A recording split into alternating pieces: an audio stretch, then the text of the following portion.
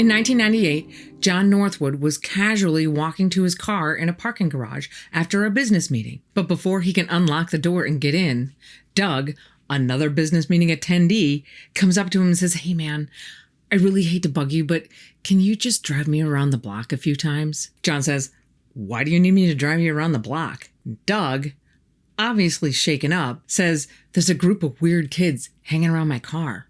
They asked me for a ride, and I told them no, but now they won't leave. So I just want to go away until they leave." Strange request, but John agrees, and they climb into John's car and start making their way out of the parking garage. And as they get close to Doug's car, John can see why Doug might be a little nervous, as he sees 3 creepy-looking kids standing around dressed in what looks like gothic clothing. And as the 2 men drive by, a sudden feeling of breathtaking panic and fear overcomes them both, complete with premonitions that something bad is about to go down. Strangely, considering the level of fear that both men are currently experiencing, as they pass Doug's car, John has a sudden, uncontrollable compulsion to stop his car. And when he does, the youngest kid, a girl of maybe about 10, walks up to John's window and says, "It's scary out there all alone. We just want to ride home."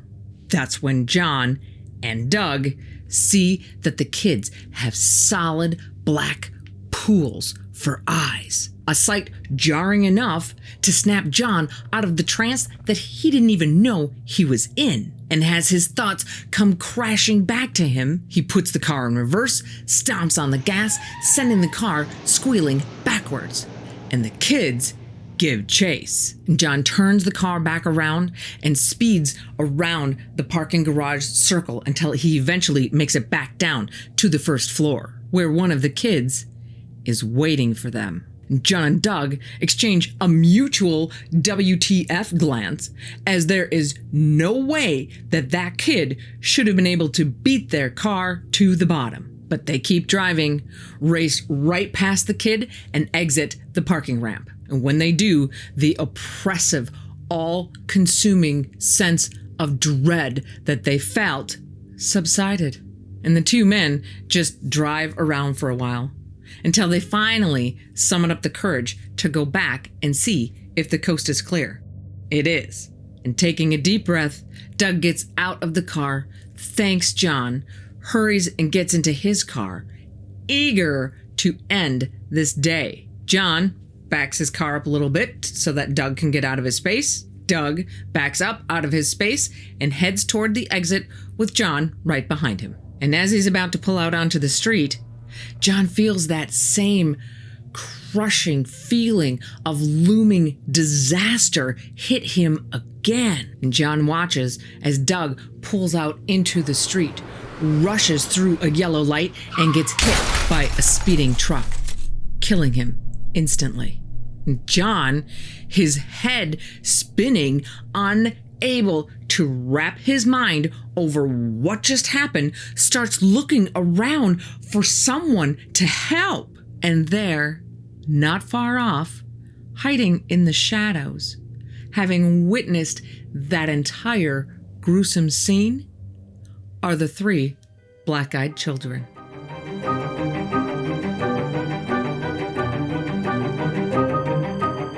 Chris from Arkansas wrote into Darkness Radio, "My Minnesota homies," with a bizarre black-eyed kid encounter he had in 2015. Around the end of April, beginning of May, Chris was in Oregon for work. He worked for a company that handled the customer service member privilege point of sale system for Planet Fitness. And he was there checking on a few locations. And since Planet Fitness is a 24/7 business, he had to cater to all the shifts and would show up at the club locations several times, both night and day. One night, at approximately 11:30 at night, he was headed to the Planet Fitness in Beaverton, Oregon. His rental car had Bluetooth capabilities, and he was playing an episode of Coast to Coast AM on the car's speakers. The episode was a George Newry episode, and George had a guest on to talk about the gin. And Chris remembers because George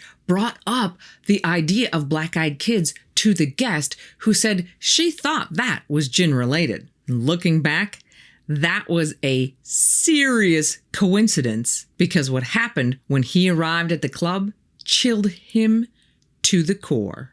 When Chris arrives at the club, he decides to have a smoke in the parking lot with the driver's side window of his car open so he can continue to listen to Coast AM without actually smoking in the car so he doesn't get a fine. And the Planet Fitness there is in an L-shaped strip mall. And he doesn't remember all the stores in the strip mall, but Planet Fitness is furthest to the right, and all the way to the left is a pharmacy of some kind. And Chris's passenger side is parallel with Planet Fitness, which is about 30 feet away from a streetlight. And the pharmacy is about 75 yards away and is obviously closed. And Chris is just leaning on his car, smoking and playing on his phone. He looks up, glances at the pharmacy, and can see from the light of the marquee sign 2 people standing in front of it. And he thinks, well, that's weird.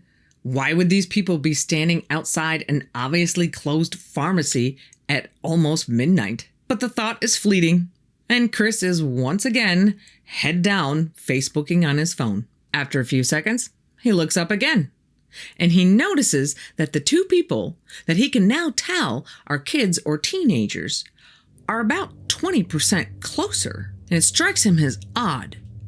He didn't see them walk to that location, and they are just looking at him. And Chris says he knows that they were only looking in his general direction. But he adds, only half sarcastically, that it feels like they are looking into his soul. From this distance, he can tell that both are wearing hooded sweatshirts. They're dark in color, and both kids have their hoods up. And they are just outside that street light glow.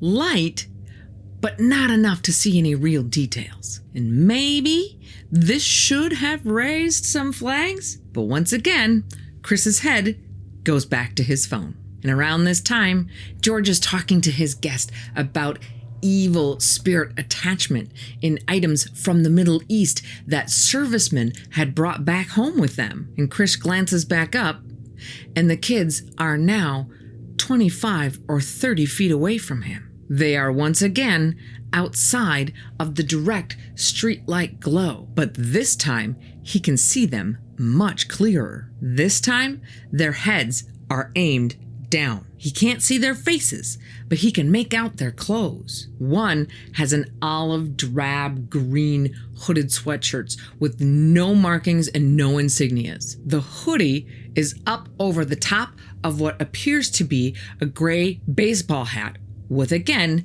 no markings or insignias. Baggy, nondescript jeans and black low-top shoes, also with no markings of any kind. The other is dressed very similarly, the only difference being a navy blue zip-up hoodie with the hoodie up over the top of what looks to be a black baseball cap, khaki pants, and white shoes. Same as the first, nothing to distinguish any brands on any of the articles of clothing. And the kids are standing still. Chris didn't see them move to their current location, and it's like they're frozen, not moving at all. And he doesn't know how or why, but he just goes back to his phone, not bothered at all. But Chris gets a weird feeling this time almost instantly and looks up, and there they are, 5 feet in front of him and not moving, just closer. And again, just outside of the light from the streetlight. But this time, he has the best view yet of what they look like. Their clothes were weird. They were too big. Not too big like kids in the 90s wore, but too big like hand-me-downs. And they're faded. Chris can see the colors of everything that they're wearing, but it's like they're dingy. And he can tell by their physical build that they're both males, and judging by their size, he's guessing they were about 15 years old. Still not bothered, Chris tosses the cigarette butt underneath the car and looks at the kids and says, "Hey guys, what's going on? Anything I can do for you?" "Please, kind sir, may we borrow a cigarette? It's very lonely at night. We only need one cigarette. Thank you. Please." After they finish speaking, they slowly raise their heads to show Chris their faces. And Chris remembers thinking, it's kind of late for teenagers to be out on a Thursday. And almost as if they plucked that thought straight out of his head, he hears, "It's quite all right. We have permission." As soon as permission rolls off the lips of the second kid, their faces are now even with Chris's, showing him solid jet black eyes. Chris freezes. His mind starts going about 1,000,000 miles a minute because, damn it, he knows what black-eyed kids are. Well, not what they are, but he knows of them. He can't move or speak, but he sees that their faces are pretty much the definition of the word blank, but only almost, because the edges around their slit straight mouths start to curl up ever so slightly. And the inside of Chris's stomach begins to get colder, and with all his might, he tries to turn his face, but he can't. The second kid takes a step forward, and the movement catches Chris's eye, and he looks down. And the moment that eye contact is broken, everything Chris knows about black-eyed kids encounters comes rushing into his head. Chris turns around and runs into the club, sprinting in loafers, all of his 6'1", 250 pounds, screaming the entire way. The young kids at the counter just stare at him as he comes barreling through the door. And he tries his best to explain to the blank faces at the staff behind the counter. But in Chris's estimation, they aren't cool enough to have heard about black-eyed kids. He turns around and looks back out the plate glass window of the club and sees the two teenagers standing side by side, looking in the club window. And when Chris sees them, chills run down his spine.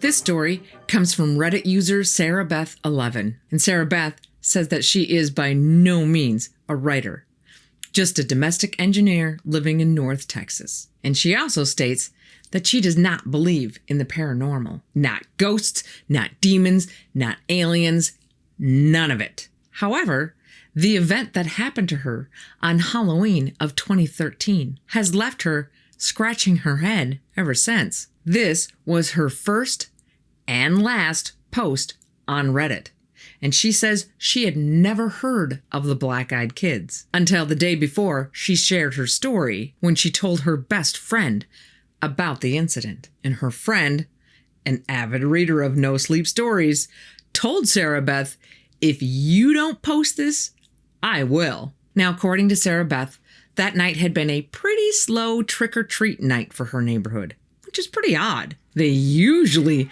have kids from different areas being dropped off in their neighborhood, creating a constant parade of kids at the door.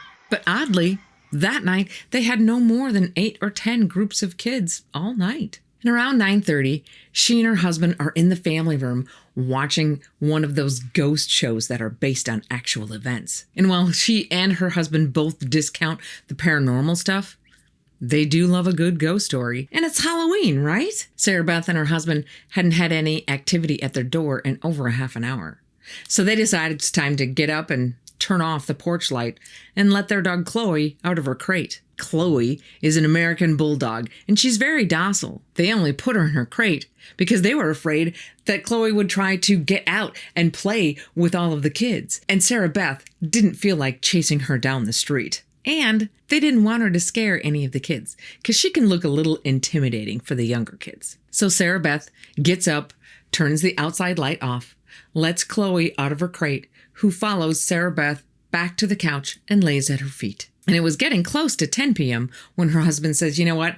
I got to work tomorrow. I'm tired. I'm going to go upstairs, take a shower, and go to bed." And her teenage son was out with his friends at a local haunted house, and she didn't expect him to be back for at least another hour. So that left Sarah Beth alone on the couch with Chloe. Now, just because she says she doesn't believe doesn't mean those ghost shows don't freak her out a bit. And now, watching them alone, she admits she was a little on edge. It wasn't long after she heard the water upstairs turn on for the shower when she hears a light knock, knock, knock at the front door. And Sarah Beth's initial reaction is, "What the hell? It's 10 o'clock. Go home." But an uneasy feeling comes over her. Why the knock? Their doorbell glows, and in the dark, without the porch light, it would be extra bright. It would be extra obvious to anybody standing there. And Sarah Beth pauses. She can't really ignore it. Their front door has a big beveled glass panel, and anyone standing right at the door can see in enough to see that somebody is in the family room watching TV. It would be pretty rude for her to just sit there and not answer it. Knock, knock, knock. Again from the door. She glances down at Chloe, and Chloe is gone. And Sarah looks along the usual path that Chloe takes to the front door, expecting her to be on her way there. But nothing. Chloe's not there. Sarah Beth stands up to look around the room better and finds Chloe crouching by the back door like she wants to go out. However, Chloe never asks to go out that way. She always comes and licks Sarah Beth's hand or puts her head on her knee. That was totally out of character for Chloe. And Sarah Beth admits that Chloe's odd behavior only heightens her anxiety. "Chloe, crate," she says. Chloe just turns back to look at Sarah Beth like, "Hell no, lady.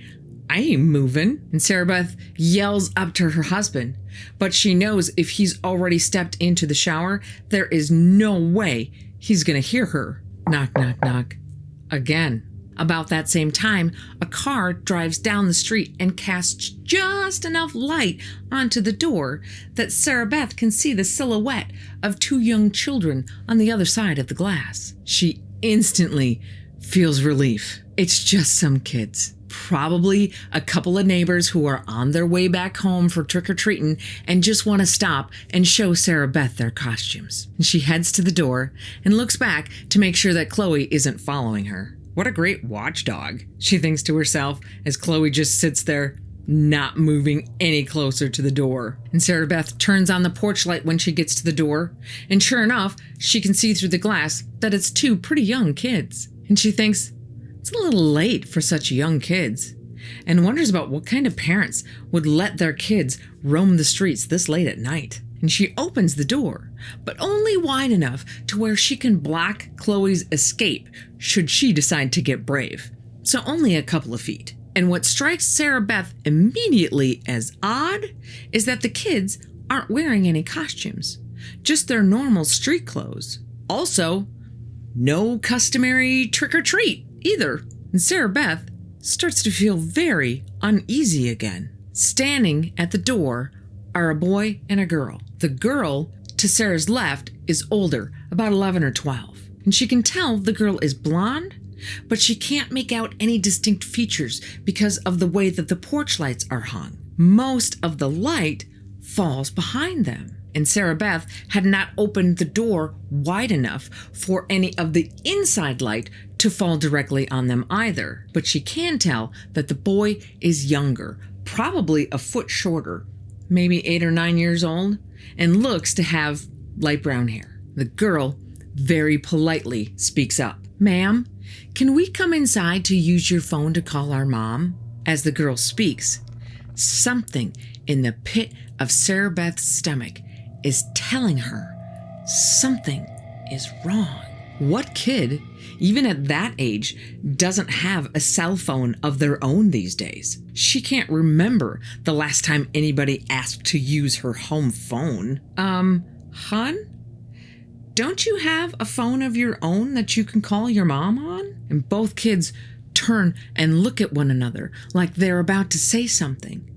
But they never do. They just both turn back to Sarah Beth. And she says, "Ma'am, my cell phone battery doesn't have any charge left in it. Can we please come inside and call our mother? We're alone out here and my brother is scared." And Sarah Beth admits that there are now two competing feelings going on inside of her. The first, a mother's heart that desperately wants to help these two young children get back to their mom. The other, a sinking fear in her stomach that keeps the other feeling at bay. It was then that Sarah Beth noticed that during their conversation, she had actually opened up the door a few more inches that she had no recollection of doing. She stops. "Honey, why don't you give me your mother's number and I'll call her myself." Another pause, and the kids once again look at each other without saying anything.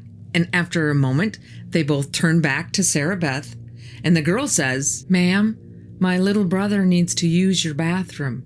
Can we come inside while you call our mom?" And with that last statement, the little girl moves closer toward the door, like she's just going to walk right on past Sarah Beth. And as the girl makes that forward move, she steps into the light coming from inside of the house, giving Sarah Beth her first real good look at the girl. Solid, jet black eyes. That's all she can see. That motherly instinct is gone and replaced by terror that Sarah Beth doesn't think she has ever felt in her entire life. She could feel every hair on her arms and the back of her neck standing at attention. And Sarah Beth closes the door again to where just her face is able to peek out. And the little girl stops and pleads again. "Please, ma'am, we're really scared and alone out here. We have to come inside. Please help us." Then, like on cue, both kids begin to whimper and cry. That's when the fear takes over and Sarah Beth shuts and locks the door. "I'll call your mom if you give me the number," she shouts through the door, "but I am not letting you in my house." And she can still see them there on the porch, staring at her through the beveled glass window. And part of her wants to run upstairs to her husband, but the bigger part doesn't want to lose track of where they are. That would freak her out even more to not know where they are. And after what seems like forever, but was probably only a few seconds, Sarah Beth decides to call her neighbor who lives across the street. And as she makes her way to the side table in the family room where her phone is, she glances to the back door.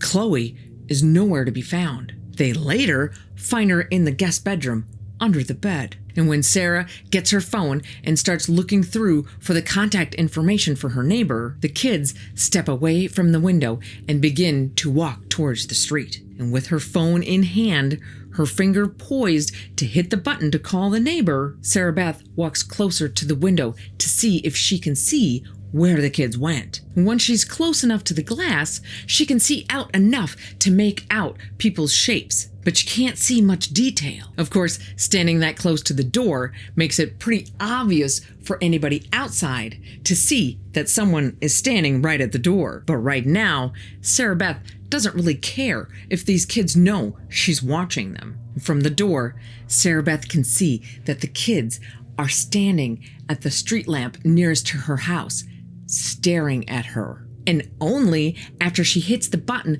to actually dial her neighbor's number and puts the phone to her ear, do the kids start walking away down the street. And once Sarah Beth sees her neighbor come out and go stand underneath that street lamp, she goes out to meet him, and the kids are nowhere to be found. As she says, she doesn't believe in any of this stuff and had never heard of black-eyed kids before talking to her friend. What she really thinks, what she has to think, is that these kids were just out yanking people's chains on Halloween night. But she will say this for them: they were good. really good. They scared the crap out of her and her dog. For more spine-tingling tales of terror, click here. Be careful out there, and we will see you again on the In-Between.